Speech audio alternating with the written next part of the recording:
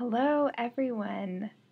My name is Leisa Schuh, and there are some bell sounds playing in the background. Hopefully, that doesn't get too annoying. But you might also be able to hear there's a train moving through Brookings right now. There are some birds outside my window. Someone's mowing their lawn. So I take all these things as an opportunity to sort of settle in and really enjoy how beautiful and diverse the sound setting is around us all the time. But I hope it doesn't interfere with your enjoyment of this presentation. So this presentation, Yoga and Self-Authorship, is one I gave originally at the SDCPA conference in 2011. And for me, presently, I'm a graduate student at South Dakota State University. I'm studying agency, mental health counseling, and also college counseling, which is the reason I attended the SDCPA conference. And part of the counseling journey for me, and also part of my own journey towards self-authorship, has come from yoga and from a variety of diverse opportunities and experiences that I've had. My first yoga class, actually, ever, I thought yoga was just stretching and kind of silly and, feminine and silly. But I went to a yoga class taught by a Scottish woman in Saudi Arabia, and it was truly challenging mentally.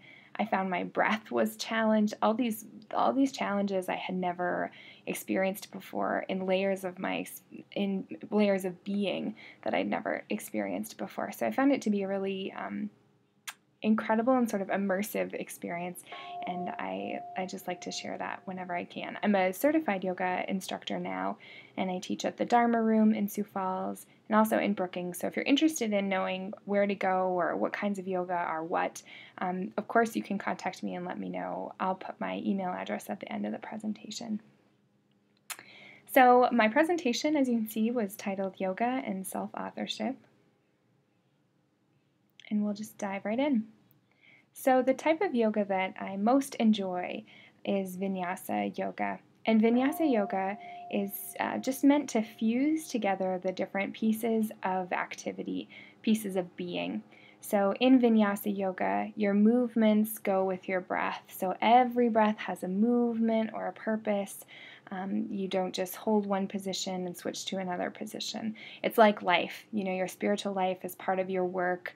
Your work is part of your home life. We can't neatly separate and compartmentalize as much as we'd like to think we can. So Vinyasa yoga helps bring us together, and it also has some interesting emphasis on strength, flexibility, and balance. So it's not a one-sided endeavor where you're just trying to stretch or be more flexible. It's helping you in your mind, body, and spirit become stronger, become more flexible, and become more balanced. So it's truly an integrative and holistic practice. So this is true for students, but it's also true for you as professionals, especially in student affairs and in student work. We spend a lot of our time in what we think are critical endeavors. We sit and sit and sit and sit and sit and sit, and we're busy almost all the time. We never get through our to-do list. And when we do, things just pile up anyway. So we're setting ourselves up for physical and mental and emotional wear down. And yoga helps relieve that. So at first, originally, yoga was used as a tool to help monks loosen up so they could sit for long periods of meditation. And I think sometimes meditation seems kind of like a flimsy sort of ethereal term, but meditation is any method that calms the mind, any centering, being quiet. Like I said, just observing the sounds of the lawnmower or the birds can be a meditation. So it's not, magical or mystical unless you'd like it to be. Meditation can also be a conversation. It can be drinking a cup of tea or coffee, anything you take time to enjoy and just savor, to relish. So the great thing about yoga is it gives students and us time to meditate and also to move, which is equally healthy. Sitting and sitting and sitting is not what our bodies were meant to do. Our bodies were meant to move, and they're healthier. Our minds are even healthier when they move. There's lots of emerging research that physical exercise helps you learn and retain knowledge better. It helps you center and focus and calm your body better. So there's lots of argument for moving around and also for meditating. So I wish that I could recapture what we actually did in the presentation, because a very small part of the presentation was me chatting about my thoughts on yoga and self-authorship and where I think the research in the field is headed. And a larger part of it was spent with us doing movement and meditation in the room, which was such a fun experience for me, and the group was so open to moving and meditating and trying something new and seeing how it had affected their body, their mind, and their spirit. So it was great to do, and just a big thank you to everyone for letting me do that. So this is a time when we stopped and did some movement, some yoga together. It was really good. And part of what we did was just to become aware of how we hold our bodies. So even if your arm is just resting on your leg, if you start to think about how every finger is holding itself, or maybe your shoulder, if you start to think about your shoulder, you can sense some tension there. So then if you hold your arms straight out in front of you, if you're able to do that, you can start to feel the difference. So you can sort of just let it sit there, straight out in front of you. Or you can begin to move the muscles closer to the bone, to wrap them closer to the bone, to tighten the muscles and expand the fingers away from one another and away from you. So in yoga, we practice this sort of intentional and purposeful movement, which is really healing and restorative. So you're always pulling the body nice and long, but also pulling everything into the center, kind of counterbalancing each other with those movements. So then I wanted to talk a little bit about self-authorship and the pieces of self-authorship that I found in yoga.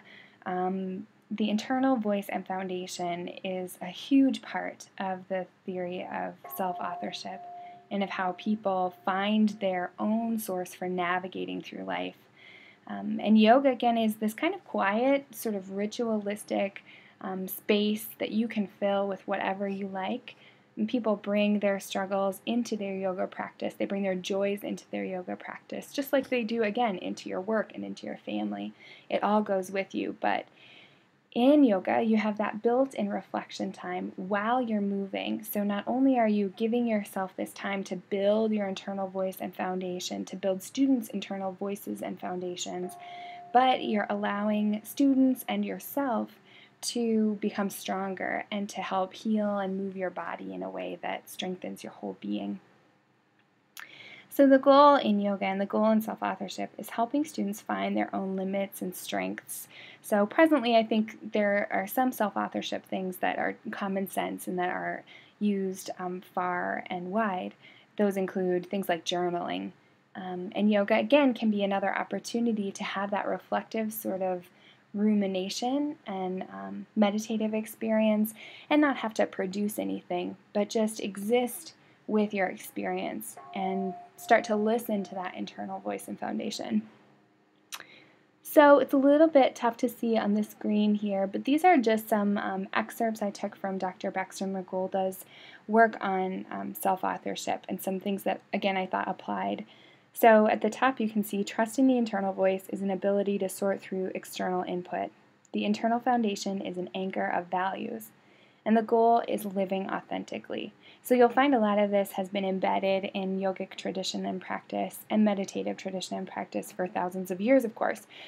So to me, it makes sense to include more of it in our classes and in our college structure, and even in our programming.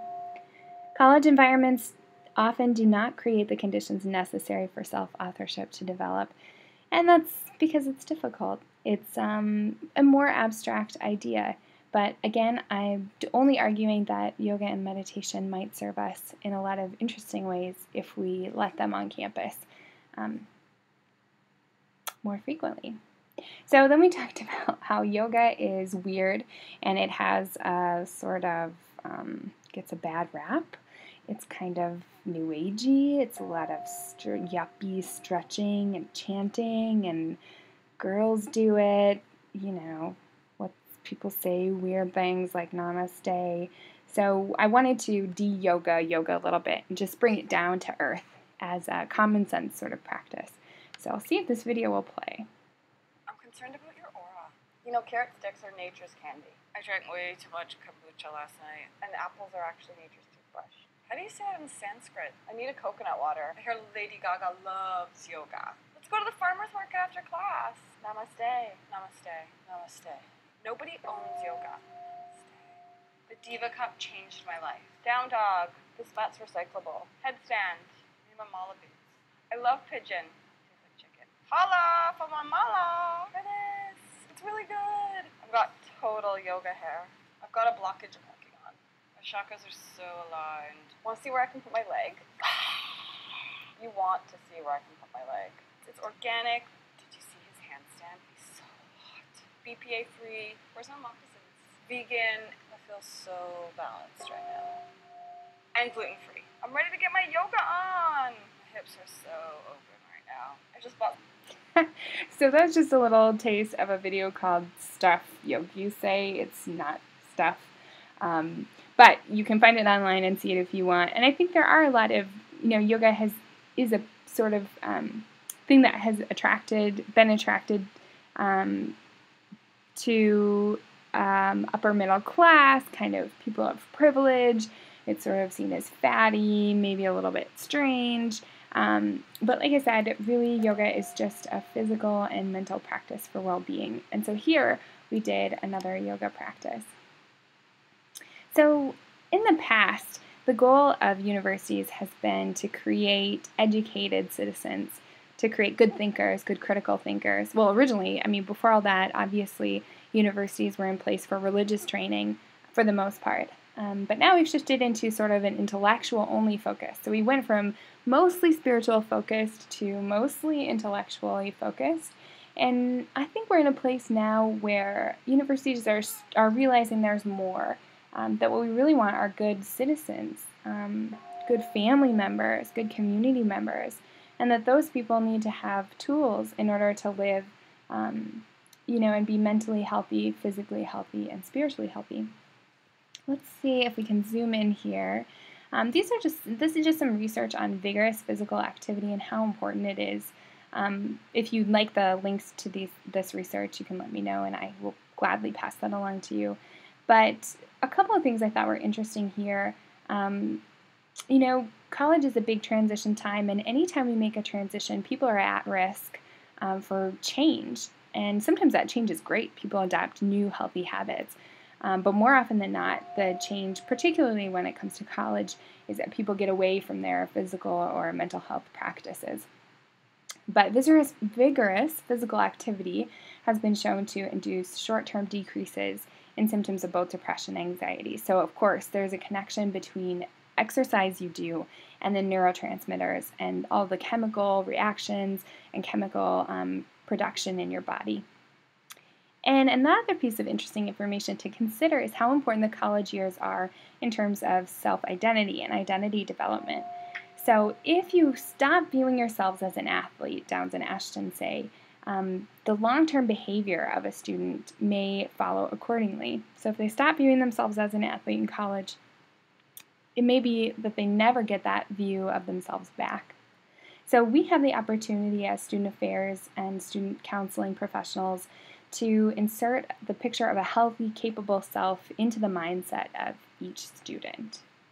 So here I'm going to pause and end part 1 of the presentation, and part 2 will follow next.